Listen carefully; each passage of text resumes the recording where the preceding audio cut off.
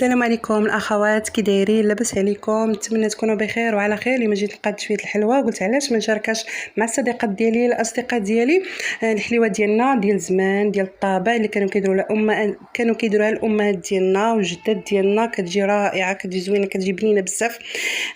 مرحبا بكم معايا. ندوزو المقادير. عندي هنا 3 ديال البيضات، عندي كاس ديال الزيت، كاس ديال العنبه ديال الزيت، عندنا كاس ديال السكر سنيده، عندي هنايا 2 خنيشات، وحده ديال الخماره ديال الحلوى وحده ديال الفاني للتنسيم،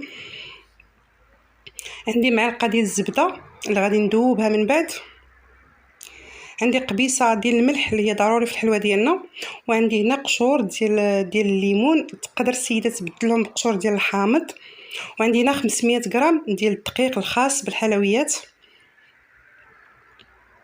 صدقوني هاد الحلوى واخا ما فيهاش المقادير بزاف، ولكن كتجي بنينه بزاف، كتجي رائعه. هنا كنجيبوا الاناء اللي غادي نبقى نخلطوا فيه الخليط ديالنا.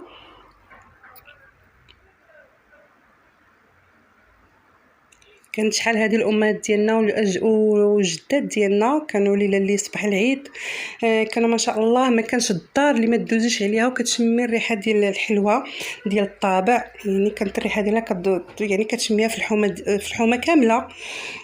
كانوا ما شاء الله. هنا درت 2 ديال البيضات، والثالثه خديت غير البياض ديالها والصفر نحتفظ به للتزيين.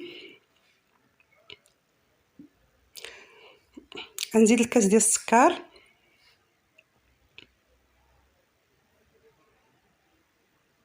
نبقى نزيد المقادير بشويه انا كنخلط. انا غنديروا ديك الخنيشه ديال الفاني،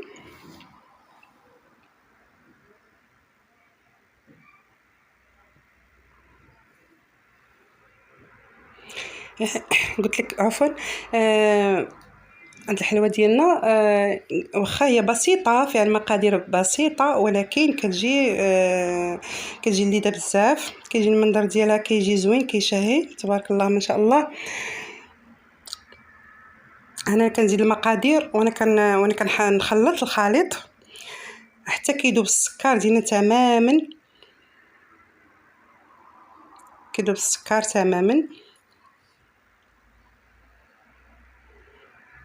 في هذه المرحله غادي نزيد الزبده، ديك المعلقه ديال الزبده اللي ذوبت كنزيد ديك المعلقه ديال الزبده كندوبها باش كتجينا سهله في الخليط.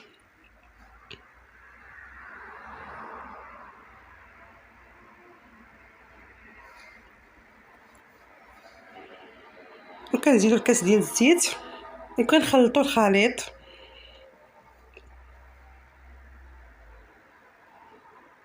هنا كنخلطوا الخليط مزيان حتى كيتخلطوا لنا العناصر كامله. كنديروا قبيصه الملح اللي هي ضروري في الحلوى ديالنا، وكنبداو كنخلطوا. السيدات كاملين المغربيات تبارك الله كيعرفوا يصاوبوا الحلوى، غير انا صاوبتها على طريقتي، وبالنسبه للبنيات المبتدئين يتبعوا هذه الطريقه سهله وناجحه 100%. هنا زدت القشور ديال الليمون، كيعطيوه مذاق رائع، كيعطيو هذا المذاق رائع.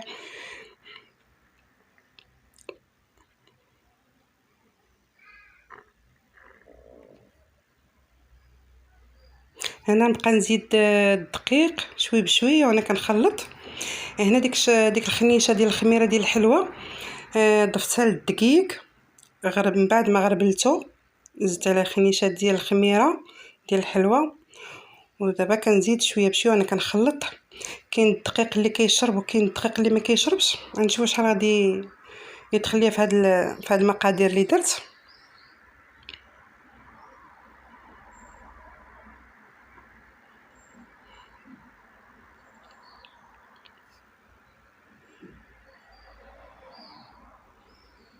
هنا راني ما كنعجنوش، غير كنجمعو، يعني ما كندلكوش، غير كنجمع العجين. بعد ما جمعته دخل لي هنايا 500 غرام قل 2 معالق ناقي 2 معالق كبار.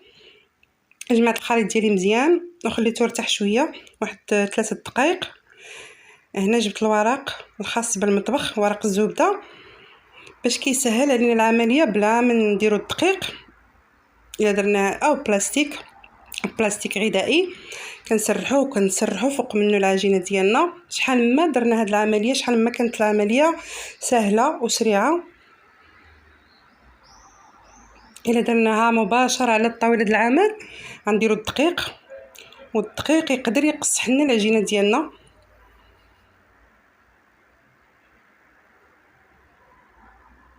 ملي كنديرو الكغط ديال الزبده كيسهل لينا ما كيتلصقلناش وكتطلق بسهوله. هنا بالنسبه للعجينه ما خصهاش تجي غليظه بزاف، ما خصهاش تجي رقيقه بزاف، وسط، ما غليظه ما رقيقه، تجي وسط. انا درت هاد القطعات هاد الشكل هذا، وكل سيده لها الاختيار، كل سيده لها الاختيار في القطعات اللي بغات دير في شكيلات.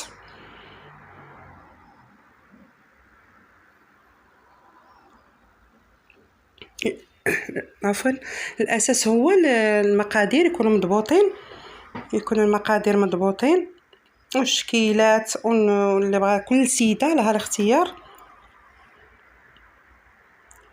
القطعات الشكيلات اللي بغات دير.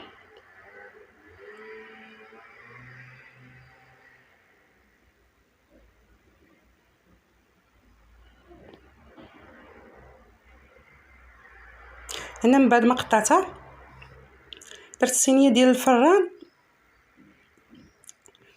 فرشت لها كاغ ديال الزبده الخاص بالطبخ، وقديتهم في الصني. هنا درت داك الصفار ديال البيضه، صفار بيضه، ودرت عليه شويه ديال قليل من الفاني، كتحيد له النسمه ديال البيض او الرائحه ديال البيض. نخلطو مزيان،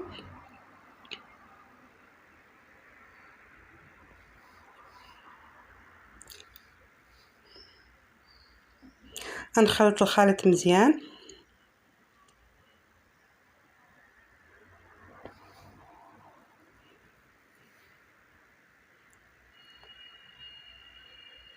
هنا غادي نبقى ندهن الحليوات ديالنا، ندهنهم من الفوق بداك الصفار ديال البيض اللي زدتلو الفاني، باش كتحيد له ديك الرائحه د البيض. كندهنهم، تحاول سيده دهنهم كاملين باش كيتحمر الدور ديالو، كيعطي ديك التحميره من الفوق الحليوه ديالنا، باش كيجي المنظر ديالو زوين. المنظر ديالو رائع ما شاء الله. كنحاولوا ندهنوا الحليوه كامله من الجناب من الوسط.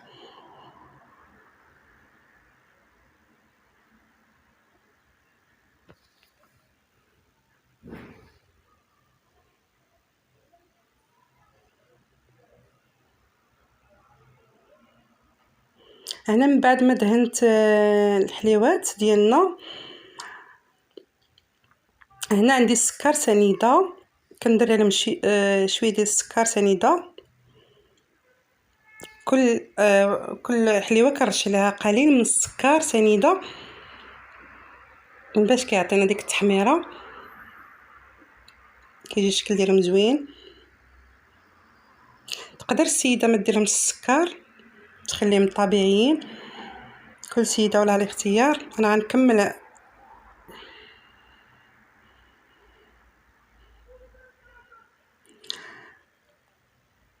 هذا هو الشكل ديالهم قبل ما ندخلهم الفران، هذا هو الشكل ديالهم بعد ما دهنتهم بالبيض ودريت عليهم السكر سنيده. غندخلهم الفران.